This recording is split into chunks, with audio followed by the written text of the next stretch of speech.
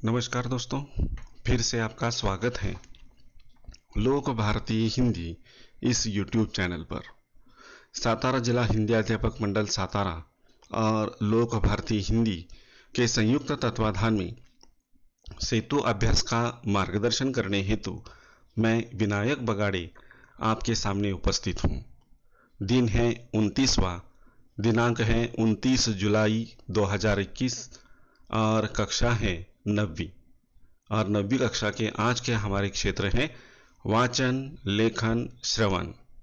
इसके लिए अपेक्षित कौशल यहाँ पर दिए हुए हैं।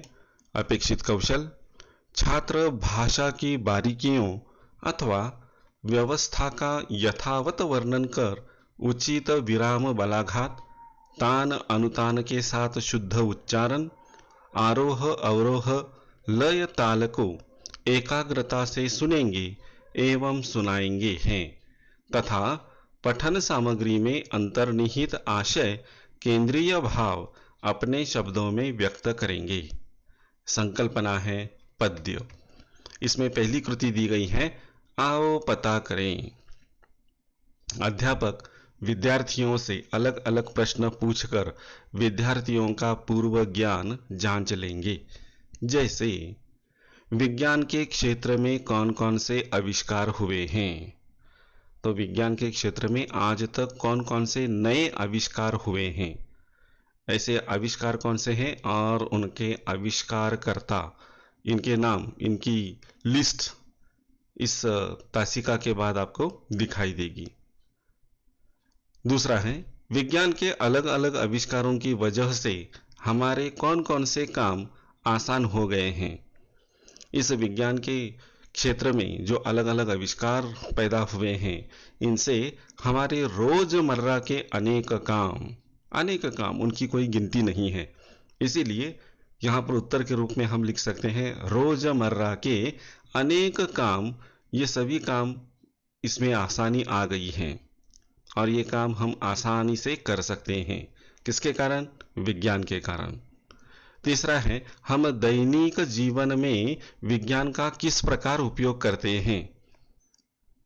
हमारे जो दैनंदिन व्यवहार होते हैं, इस दैनंदिन व्यवहार में, जीवन में विज्ञान का उपयोग हम एक सच्चे मददगार की तरह करते हैं। एक ऐसा मददगार जो पूरी लगन से हमारी मदद करता है, सहायता करता है। तीसरा है, विज्ञान का हमारे जीवन में महत्वपूर्ण स्थान क्यों है? क्योंकि आज हम जिस क्षेत्र से जुड़े हुए हैं, उस प्रत्येक क्षेत्र से विज्ञान जुड़ा हुआ है। इसीलिए विज्ञान को हमने अपने जीवन का अविभाज्य अंग बना दिया है। चौथा है, विज्ञान का दुरुपयोग करने से क्या हानि होगी। अगर इसी विज्ञान का हमने दुरुपयोग किया तो इससे पूरे विश्व का विनाश हो सकता है। तो इस तरह से ये छात्रों का पूर्व ज्ञान है। इस पूर्व ज्ञान को जांचने के लिए ये प्रश्न अध्यापकों को छात्रों से पूछने हैं। अगली कृति दी गई है, देखिए, आओ सक्षम बने। इसमें कविता की पंक्तियां यहाँ पर दी गई हैं जो कि विज्ञान से संबंधित हैं। शिल्पकला कुमुदों की माला, वक्षस्थल का हार हो, फूल फलों से हरी भरी इस धरती का श्रृंगार हो, चंद्रलोक या मंगल ग्रह पर चढ़े किसी भी यान से, किंतु न हो संबंध विनाशक अस्त्रों का इंसान से। यहाँ पर देखिए, सच्चाई या सच्ची बात कही है कवि ने, और वो भी अनूठे ढंग से कही है।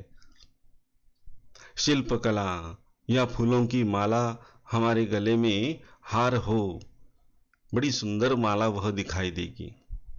और यह जो धरती है, यह धरती फूलों से, फलों से, हरी भरी घास से, यह धरती अपने आप को सजाती रहे, यह उसका गहना है। हम आज विज्ञान की सहायता से चंद्रमा पर या मंगल ग्रह पर भी जाकर आए हैं। तो यहाँ पर जाने के लिए विज्ञान की सहायता हमने ली है, लेकिन देखिए यहाँ पर कवि कहता है कि विज्ञान की सहायता से हमें धरती को हरा भरा करना है, ना कि उसे विनाशक शस्त्रों अस्त्रों से नष्ट करना है। ना ही इस पृथ्वी को नष्ट करेंगे और ना ही यहाँ पर रहने वाले इंसानों को। तो विज्ञान का प्रयोग अच्छे काम के लिए होना चाहिए, उन्नति के लिए होना चाहिए, प्रगति के लिए होना चाहिए, ना कि अधोगति के लिए।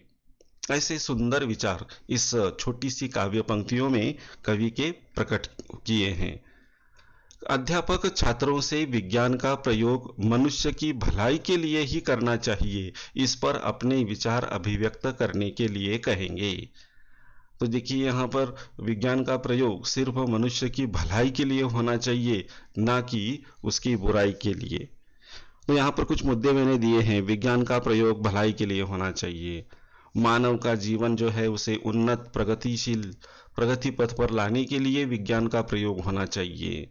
यह विज्ञान एक दूसरे को जोड़ने के लिए उसका प्रयोग होना चाहिए, ना कि एक दूसरे से अलग थलग होने के लिए, तोड़ने के लिए इस विज्ञान का प्रयोग बिल्कुल नहीं होना चाहिए। आजकल हम देखते हैं पूरे विश्व में अनेक प्रकार के झगड़े हैं और ये झगड़े हमें एक दूसरे से अलग कर रहे हैं। दोस्तों, ये गलत बात है। तो विज्ञान का प्रयोग करना है तो यह विज्ञान एक दूसरे को जोड़ने की कड़ी होनी चाहिए, ना कि उसे अलग अलग करने की। और सबसे ज़रूरी बात, इस विज्ञान के कारण हमारे मानव के जीवन में जो बड़े बड़े चिकित्सा हैं, उपचार हैं, इसमें भी विज्ञान का प्रयोग होना चाहिए, ना कि किसी को मारने के लिए। यह विज्ञान जीवनदायिनी होना चाहिए। और इस तरह से ऐसे विचार हम यहाँ पर प्रकट कर सकते हैं। तो यहाँ पर कुछ मुद्दे मैंने दिए हैं। अध्यापक चंद्रलोक और मंगल ग्रह की जानकारी संकलित करने में विद्यार्थियों की मदद करेंगे। तो विद्यार्थियों को क्या करना है? चंद्रलोक और मंगल ग्रह की जानकारी संकलित करनी है। उनके चित्र, उनके बारे में कोई लेख हो, उनके बारे में अधिक जानकारी अगर आपको हो, छात्रों को, विद्यार्थियों को, तो इन्हें लिखने के लिए कहनी है। दूसरा है, अध्यापक प्रसिद्ध वैज्ञानिक और उनके आविष्कारों की सूची बनाने में मार्गदर्शन करेंगे। जो प्रसिद्ध वैज्ञानिक हैं, उनके आविष्कारों की सूची बनानी है। ये सूची मैंने आगे दी है, उस पर हम चर्चा करेंगे। अगली पंक्तियां दी है यहाँ पर, सांस सांस जीवन पट बुनकर प्राणों का तन ढांकती, सदाचार की शुभ्र शलाका मन सुंदरता आंकती। प्रतिभा का पैमाना मेधा की ऊंचाई ना पता, मानवता का मीटर बन मन की गहराई मापता। तो यहाँ पर भी देखिए कि किस तरह से यह विज्ञान और विज्ञान के साथ साथ मनुष्य के अंदर होने वाले कौन से अच्छे गुण हैं कि जिनके कारण इस मनुष्य को बाकी प्राणियों से अलग किया जा सकता है। हमारे जो सांस चलती है, यह सांस सांस हम बुनते हैं और इससे हम अपने प्राणों के तन यानी शरीर को ढकने का प्रयत्न करते हैं। जो सदाचार की शुभ्र शलाका होती है, माला होती है, वह मन की सुंदरता कितनी है वह आंकने का काम करती हैं।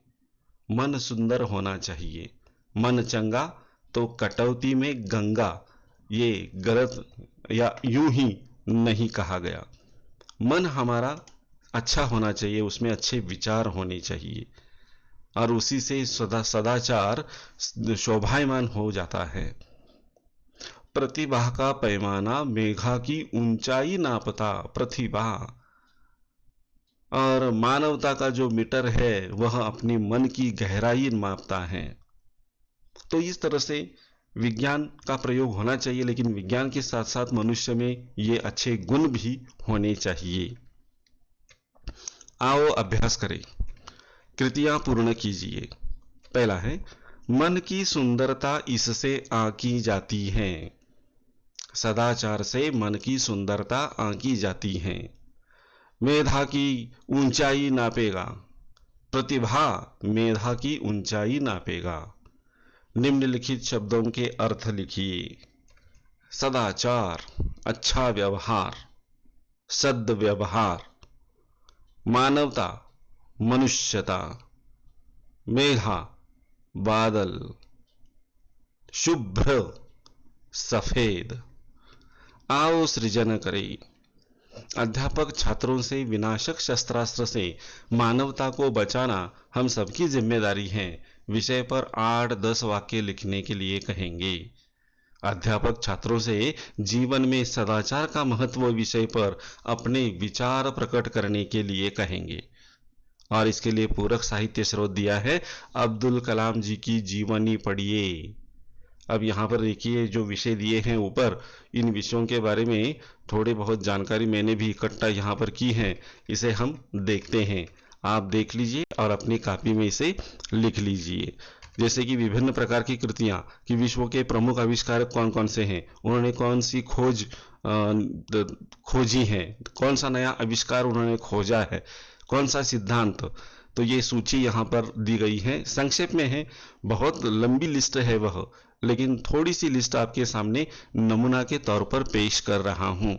तो इसे देखिए, अपनी कॉपी में लिखिए। जो अंतिम जो कृति थी हमारी कि जीवन में सदाचार का महत्व, ऐसे ही 1-2 बातें मैंने यहाँ पर उसके नोट्स निकाले हैं, उसे देखिए और अपनी कॉपी में लिख लीजिए। और इसे लिखने के बाद हम यहीं पर रुकते हैं। धन्यवाद।